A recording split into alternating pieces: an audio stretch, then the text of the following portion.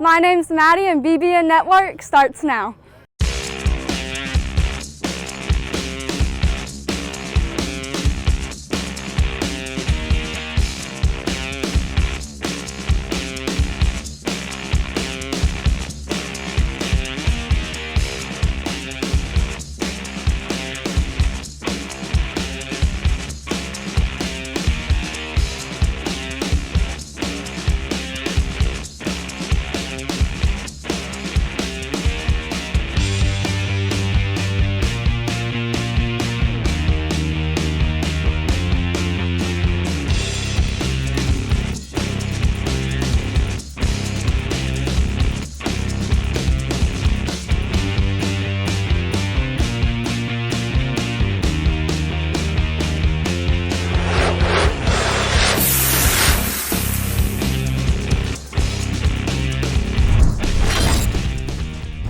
Folks, I'm Tim Delaney, and we're here with Coach Jacob Massey, and we're going to talk some Long Beach football. We're going to brush over last week's game real quick, get that out of the way. Then we're going to talk about upcoming Pascagoula. Then we're going to talk a little football, just maybe to help you all out to understand the game a little better. So, Coach, I know this won't take very long. Yeah. Just brush us up on the issues you had to deal with, and I know that quarterback was a heck of a player, and he can hurt you bad. He was, and he's a great player. He's going to Notre Dame, so we knew that, he was going to create some issues with us. But, I think the number one thing that hurt us the most is, in any level, whether it be high school all the way up to NFL, if you can't establish a run and you can't stop the run, then it's going to be a long night. And I think that was a deadly combination for us. And, don't want to shortchange George County at all. Their coaches had them ready to play, and they played hard, and they gave us some serious issues. Notwithstanding that, they are probably athletically one of the best teams that we're going to probably see all year. Well, much like we saw up there at Petal, I didn't realize their defensive line was that big. That's right. I mean, they had some big old wide bodies up in there filling those. Film can be deceiving. You're sitting there watching them, especially when you watch George County against teams like Hattiesburg and Wayne County. They don't necessarily look big, but then when they go against some of our guys, you're just not blessed with the size that you would like to have to stand up with them, and in the end, up front, size matters. It does. We had some issues. And once again, it all falls back on me. Our kids weren't ready to play. We struggled mentally and physically, and once again, that falls on me, and that's something that we've addressed this week. Yeah. And I don't feel like our kids got off the bus ready to play, and that's the number one thing that we addressed all week this week. And they played hard. It's just they did look like they were kind of overwhelmed. They did. The speed of the game caught up to them, and a lot of people came up to me and after the Petal game, like, why in the world are we playing them? Well, you get into division, I was worried, with some of the team, not discounting the Forest counties and the South Jones, the Purvises, but the speed of the game picked up Friday night, and I think that was one thing. If anybody watched it, that was an area that we struggled in. There's guys flying around a lot faster than what we've seen in previous weeks. They had another Division I guy over there too. They sure did. They did. You can go down their roster. Number 4 was good. 99 was good. Right. 2 was obviously good. 6 was good. Their defensive front, their offensive front played very hard, played very well. They were hungry. They played a close game with Hattiesburg. Should have won that game. They had some turnovers and ended up losing, and they came in and they wanted it a little bit more than we did. And I mean, you're in the toughest district in the state. There's no doubt about it. It doesn't get any easier. You got Hancock that's 7-0. West Harrison played them tough last week. Obviously, we got the film on Pascagoula and Picayune, and both of those teams. I know that the score was a little lopsided, but it was a lot closer game than the score indicated. Pascagoula had chances there, in that ball game against Picayune. They're sitting there going toe-to-toe with them. So, it doesn't get any easier. Well, that's what I was going to say. It's just not going to get any easier. So, I mean, at least your kids understand the speed of the game. But let's take a quick jump now to what we're looking at this Friday, because, the Panthers have had a traditional, solid program. Yeah. And, I'm going to bounce back, but maybe the best high school football team I've seen was that 1987 Pascagoula team. And they had half a dozen guys wanting to play college ball, but that's a storied program. So, those kids are going to come out ready to play. That's right. And their record, they're sitting at like 5-2. So, they've only lost 2 ball games, one being to to Picayune, who, I mean, I think anybody could argue they're the best team in the state. Yep. You know, so they're rolling off of a tough loss that played Picayune at home. And they're a talented football team. You know, their defense is going to be really good. They're going to be a lot bigger than us. You know, on the defensive line, they're both of their inside linebackers. I think they're young, but they're pretty good. And then on offense, they've got some skill guys. Yeah, they'll have speed. No question. I don't know if they're going to be. They look fast on film. I don't know how comparable they'll be to George County. I don't know if anybody's got as good a skill guys as George County does. Right. Quarterback looks like that he has a very good grasp of what they're trying to do on offense. He knows where to go with the football. He manages the game really well and does a good job of getting that ball to their playmakers. Yeah. So we've got we got our work cut out for us this week, and our kids they're going to be ready to play. Coming back home, our kids love playing at home. They love playing in front of a big crowd. Don't be a crowd, regardless. That's right. We love that part about Long Beach. I'm just, I'm proud of where our program is. We've come a long way in just a very, very short time. Oh, yeah. You look going back to last year. I thought last year's group may have been a little bit more talented as far as athleticism and some of those things. But this group, they just week in and week out, they've worked their tails off and they play hard every Friday night. Yeah, and the kids you were inherited last year, you had to get 3 years of everything else that had been put in them other than football, than real football. But our kids are learning how to get ready for a football game. The biggest thing was getting over the 29-game losing streak. Our kids have gotten a little taste of winning. I think, you look at the Purvis game and then you look at the South Jones game. The Purvis game, it was survival mode. We're sitting there, we get a lead and it's just like, all right, how can we not mess this up? Yeah, but then in the South play Jones, not to lose. Yeah, play not to lose. But in the South Jones game, I feel like our kids went and won that ball game. Yeah, so they played to win. That's two really good things that have come out of this year so far. And we still have 4 ball games left. You never know what might happen. In a Friday night football game. And people, the average person just doesn't understand all the minutia involved in getting a team ready to play. It is. It's not like you practice twice and throw them on the field and you play. Well, it's different than any other sport. Football is specialized at so many different levels. You've got guys that can't play offense but can play defense. You've got to have guys that can play standing up. You've got to have guys that can play with it, with their hand in the ground. Sure. You got to have guys that can throw it. You got to have guys that can catch it. There's just so many things that go into that, and you've got to get the right pieces fit in. Just using baseball, a lot of guys can go from outfield to infield, infield to outfield. Fielding is fielding. Fielding is fielding, so football is it's a special sport, and that's why we love it. And, it is hard to get an entire team and have a big picture plan going into a Friday night game. Well, even the mental aspects. That's right. The average person, that hasn't been broken a lot of huddles doesn't understand that, there's so much mental, like you're talking about kids getting off the bus ready to play. Well, I told our kids, last week, we spend, however many weeks it is for 11 Friday nights. I don't know any other no sport has as short of a season as we correct. do. And a large part of that is the nature of our game and how physical it is. Sure, you're going to get beat up if you play 15 games. We do, those kids, they go through so much. I'm going to brag on our kids a little bit. They do so much for just 11 Friday nights a year. A year-long thing. That's right. And you've got guys that, they'll spend 4 years for 44 games.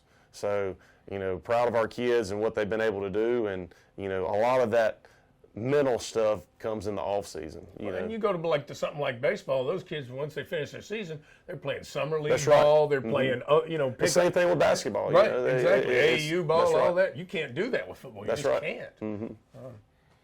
But, what do they do on defense?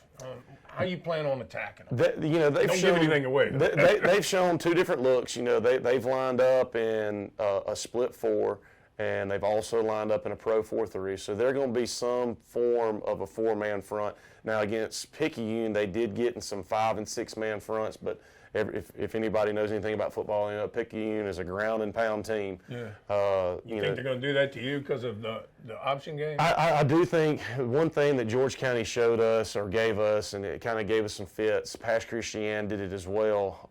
George County was a 3-4. They based out of a 3-4, but they gave, the shade 5-9, the old school, 4-3 type 5. Well, we noticed there were 4 guys with their hands on the ground. That's right. So, I think that Pascagoula is going to probably get in, since it gave us some fits, give us a shade 5 and a 9 to the strength, and then reduce down on the backside with a 3, a 5, or they could play a 3 and a 9, just depending on how they want to defend and what their personnel is. One day, Coach, maybe in the next show we're going to sit down and show these people what you mean when you say a 5 and a 9 and a 3 and a 5. Well, and I don't know if they don't know. You and I know what you're talking right, about, yeah. but I understand what that makes sense to try and stop that strong side and then keep you protected on the weak side. Well, that was one thing, whenever I played in high school and college, that was, they were always saying, a 1, a 5, a 9, a 4, a 4, a 6, Yeah. And it was nothing that I knew running the option. It was like, we're going to read the 3 on midline, we're going to read the 5 and veer. I knew that a little bit, but whenever I first started coaching, we got up here on the board and these older coaches are drawing up techniques and so, it went from a 4-eye to a 4, and then it went to a 7, then it went to a 6, and I was like, that doesn't make any sense. Why is that? And the coach was like, it's because Bear Bryant said so, Yeah. And so, but yeah, that's another deal for another day. And people don't understand that, like you're talking about, it's position specific. That's right. Mm-hmm. Playing a 4-eye and a 5 is 2 totally different things. It is. It's you got to different. learn it. It's different footwork. It's different. They have to read different blocks. A 3 is going to get trapped. A 3 is going to get turned. For us, a 3 may get turned loose, and we're going to read him. Yes. And some of the spread offenses, they're going to block the 3. They're going to block the 1, and they're going to read the 5. 3 gets doubled a lot. 3 gets doubled a lot. He That's gets right. doubled That's a right. lot. And I mean, 4-eye maybe, but usually, and the 5 you're not going to double. And that's the kind of stuff. And like you said, we'll get on there camera one day. Well, and that's teach the these folks thing. some football. That's the thing. I think our defensive staff has done a good job. They'll mix it up. Oh yeah. We're a 4-3 team, but we'll get in there. A lot of times you Walk see that outside backer we'll down. walk that outside backer down, sure. but we'll bump that in down to a 4, a 4-eye, and we'll play those games. And it's one of those games within the game, and that's what I love about football is the strategy of how are we going to stop something or how are we going to move the football against somebody. Right. But speaking of teaching them football, Coach, let's grab the chalk and get on the board. And we're going to talk a little bit about the passing game because I don't know. I watch this stuff on TV and they're talking about check downs and progressions, et cetera. And, I don't know if they understand the kind of stretches you're trying to put on a defensive backfield. But basically there's 2 stretches, vertical and horizontal. And Coach is going to take a minute to teach you kind of the difference between the 2 and why you do it. So kind of one of our very first horizontal stretches that we put in is we'll get into a twin set here. And a lot of teams, what they're going to try to do against us is they're going to find a way to walk an extra hat to the strong side. So, last week, George County gave us this type of look right here, and they walked a backer down here.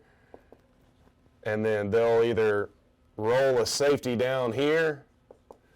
By the way, folks, there's your 9, right? There's your 5, that's your 1, that's your 3, that's your 5. That's right. And so, they tried to bump a backer out here, and so, they're trying to take away our strong side running game because we are a predominantly, run strong team. And so, kind of one of our plans, going into the game is we were wanting to find a way to get going back to what we talked about a few weeks ago, is put a guy that has run responsibilities but also has pass responsibilities, trying to put him in conflict. So one of the first passes that we put in to kind of get horizontal stretch is just our slant bubble concept. If it's one high safety, this guy has curl flat responsibility, okay? And so the curl area is going to be in here, and then the flat area is here. So we're trying to make him make a decision. If he flies to the flat now, then we ought to have a huge window to throw the slant in there. Especially with our downhill running game, these guys have to respect that. They're going to get involved here, and it's going to open up a huge window. So we're trying to force this guy to make a decision now. If he wants to get involved here, this guy's more than likely going to have that deep third right there, and we ought to have an easy pass in the flat. And when he's talking horizontal, yes, he's meaning this. This guy's got this is his zone here to here, and you're going to put a guy in each corner of his zone, so he's got an option to take one or the other. If he sits in the middle, he's dead. So he's got to make a quick decision of which one in that horizontal zone he's got to take. That's right. And if he wants to get nosy right here and he gets stretched too far for the bubble, then we'll slip that slant in behind him. If he wants to get here, then we can stretch it here. But, the biggest thing when running this stuff is spacing. I mean, as well as I do, in offensive football, spacing has to be important. We can't allow one guy to cover two guys in that particular Stretch space. them to the end of their zone, and That's depth right. doesn't really matter. It's how far you're stretching them that way. The horizontal stretches are good, and that's the most important thing. One thing that you kind of see, I know we were talking about before, but one of the big things is, I guess you would say, the kind of the fad in college football right now is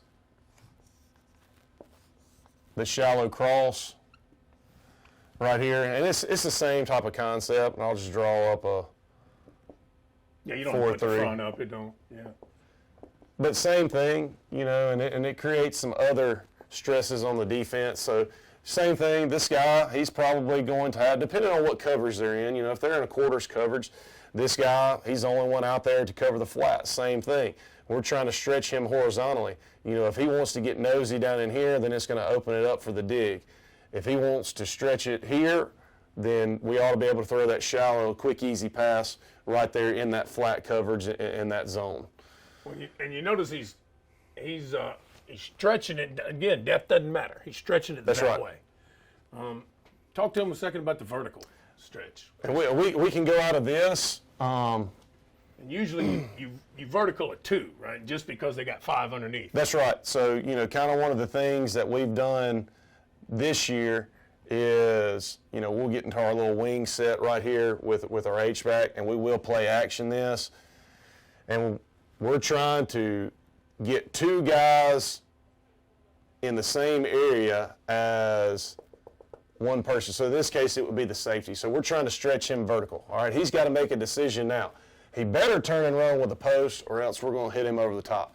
If he wants to jump the dig and get nosy in on the dig, then we ought to have a clear shot. Sure. See, we're flooding the zone here with 2 guys with only one defender in that zone and trying to make him make a decision. And, again, you're teaching the quarterbacks in a vertical, his progression is big first. That's what we right. always taught him. You Yeah. go big first, straight down the line on your vertical read. Whereas horizontal, when you see him on TV, quarterback's doing this, he's horizontal stretching. When he's doing that, then he's vertical That's right. stretching. And my favorite, probably vertical stretch. Smash route. Well, we have run the smash route a good bit, and it's been really good to us. But my favorite is just the old school. Mike Leach made it famous whenever he was at Oklahoma and Texas Tech. But same type of thing here, and this is really good against cover 2. But just flooding that zone with verticals. Yeah, right 4 there. verticals. 4 verticals. It's really good. So you're same thing. We're trying to get a 2-on-1 in the secondary. These guys are hard cover 2 flat players right here, and this guy's got to make a decision. Are you going to get over the top here and defend the fade? If you do, then we're going to slip this bender in right here, and there's nobody in the middle of the field. If you want to hug that right there, corner jumps to flat, then we ought to be able to take that whole shot. And once again, this is a vertical stretch in my opinion. I know this guy's getting horizontal, but it's we're still pushing the ball vertical right there. Yeah. Well, show him the smash route, Coach, just because it is the classic vertical stretch off of cover 2. The smash route We has call been it good. the hide, actually, but it's the And same. a lot of people like it against flag. a lot of people like it against cover 2, but my favorite thing to run the coverage wise to run it against is cover 3. I'll just draw it up out of our. And you can vertical a 3. It's just tougher to do because they got 3 guys back there.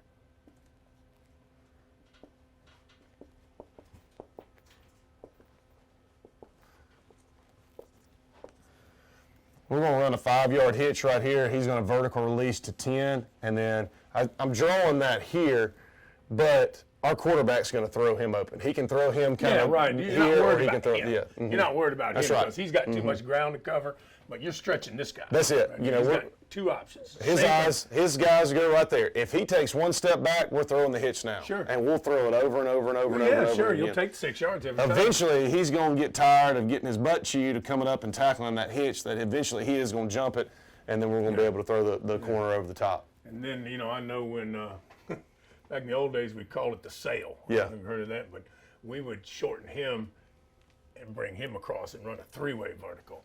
That would take him out of it. We You got to sprint to that, though, because you don't have enough guys to protect. Well, and we will do that. We'll kind of cheat this guy in, cheat his alignment. He'll take an inside release here, and then he'll run the go route right there, and then we'll shoot him here. It's another vertical read right here. He's either got to get under him now, or he's got to jump that now. And then you've also got this here to pull him or to pull him to kind of clear that flood. I mean, a lot of people call this flood because they're flooding the zone with 3 guys. I call it bench. I mean, there's a lot, 100 million different That's the thing terms. about football. Nomenclature changes every year. Bench, sail, flood, they're all within the same family. Sure they are. Mm-hmm. Well, Coach, appreciate that. And, folks, hope you got something out of it, because when you watch football on TV now and you hear guys talking about going through the read progression, and, they number it up 1, 2, 3, 4. Just look at where they're numbering, and you can tell whether they're doing a horizontal or vertical stretch. Of course, the difference is you stretch a zone, man, you just run. That's right. Yep. You just run. Just hope you have better players than they do. I'm faster than you. I'm going to pick that one. All right, Coach, we appreciate it. Folks, we'll see you out here on Friday night. Thank you.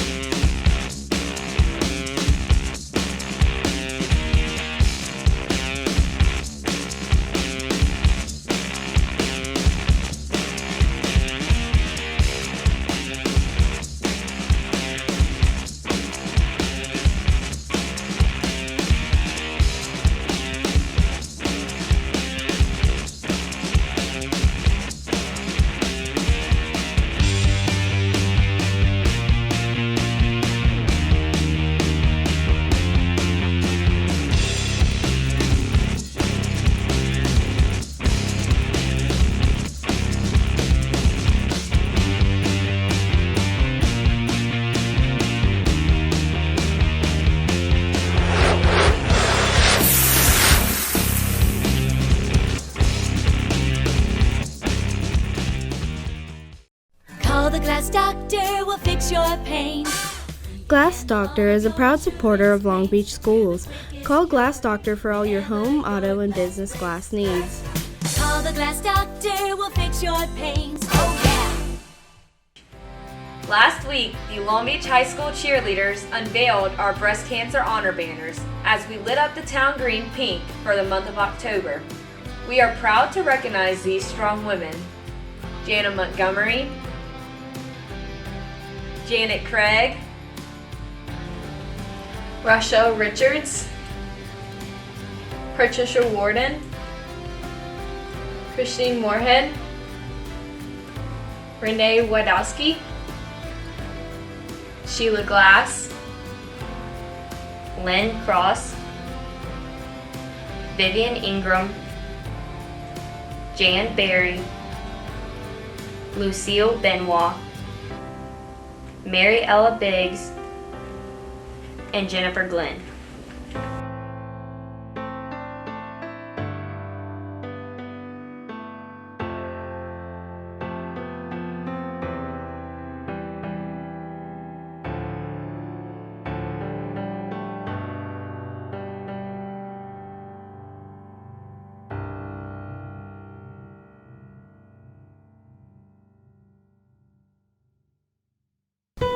If you are struggling with your math or language arts classes and need a little extra assistance, then Paper wants to help. Paper is a new 24/7 free tutoring service available to all students in the Long Beach School District. They provide free unlimited access to trained tutors so every student in grades 3 to 12 can ask questions, work through problems, and grow their confidence. This is not a video service, but real live tutors online to help you. You have unlimited access to academic support in math and English language arts. Skilled tutors are ready to provide assistance in English, Spanish, French, or Mandarin. Just log into Paper through your Clever account. Get the extra help you need today with Paper. For more information, visit paper.co.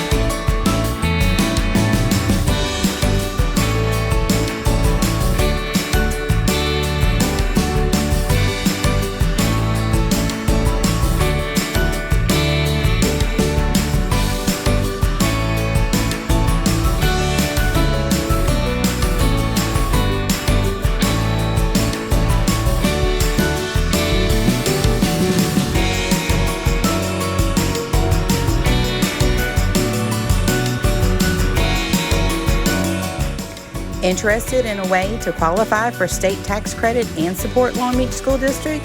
Look no further than the LBSD Early Learning Collaborative. Individuals and businesses who make a contribution to support our Early Learning Collaborative may be eligible to receive a state tax credit for the donated amount up to $1 million. For further information or to make a donation, contact Assistant Superintendent Kelly Broussard at kelly.broussard@lbsdk12.com. Again, that's KELLEIGH.BROUSSARD@lbsdk12.com.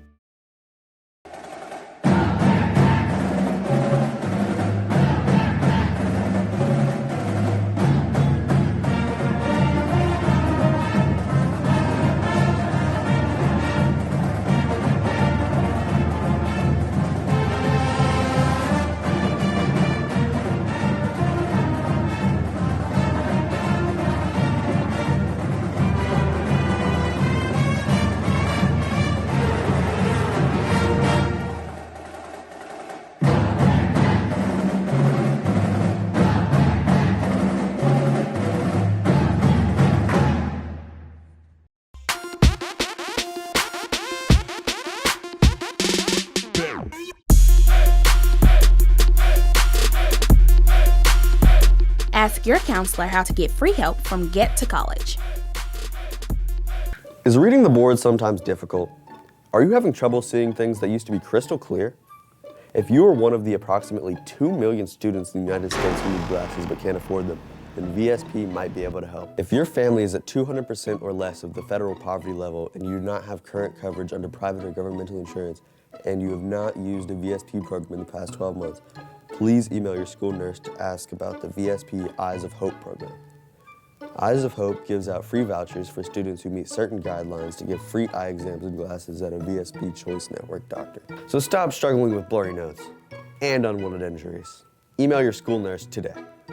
VSP Eyes of Hope. Life is better in focus.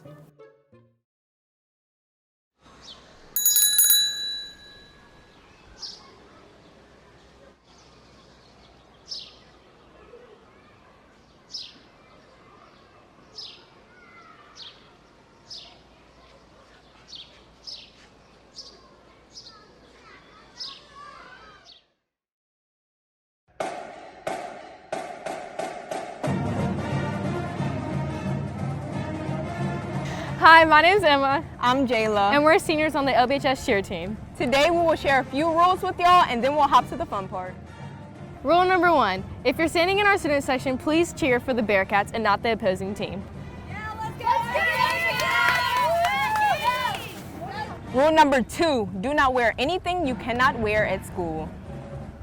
Noisemakers are allowed, but not air horns, bull horns, or duck calls. But the water bottles with the beads is allowed, y'all. Last but not least, rule number 4, please do not bring anything that is prohibited from school into the stadium, like vapes or alcohol, etc. Now for part 2, the things that you can do is... This is going to be the fun part. Rule number 1, cheering is a big part of being in the student section. For example, we have a cheer that we do with them.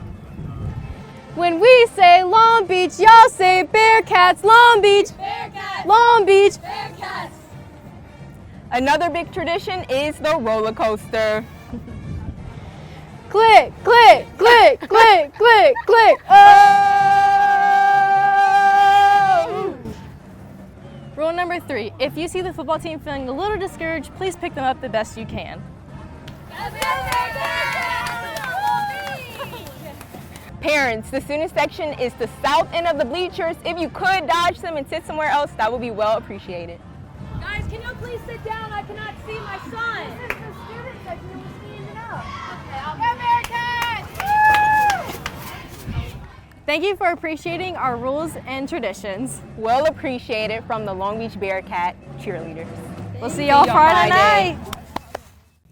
Hey Bearcats, we know homecoming week is around the corner, and we're here to encourage you to make this a celebration about the best of being a Bearcat. That's right. Homecoming should be a time of celebration, not a time of destruction, vandalism, or something even worse. We understand that traditions are important, but traditions that destroy property or risk harm to oneself or others have no place in this celebration. In fact, activities that cause destruction of property or injury could be criminal in nature, and those involved in such activities could be looking at an arrest, fines, or even jail time. The negative consequences don't stop there. Students engaged in misconduct could see scholarship offers pulled or denied, job opportunities taken away, or even more. It's just not worth it. Long Beach Police Department will have increased patrols during the nighttime hours, and we encourage anyone who is a victim or a witness to such activity to report it. We need you at your best every day, and running the roads all hours of the night, well, that's just going to keep you from being your best. Speaking of running the roads, we need everyone to make the best decisions after the game and before and after the dance on Saturday. No one should be out drinking and driving or driving recklessly. We want everyone to remain safe and have a great homecoming, and we want everyone to do it the right way. Everyone is responsible for doing their part to make this happen. Have a great homecoming, Bearcats, and stay safe out there.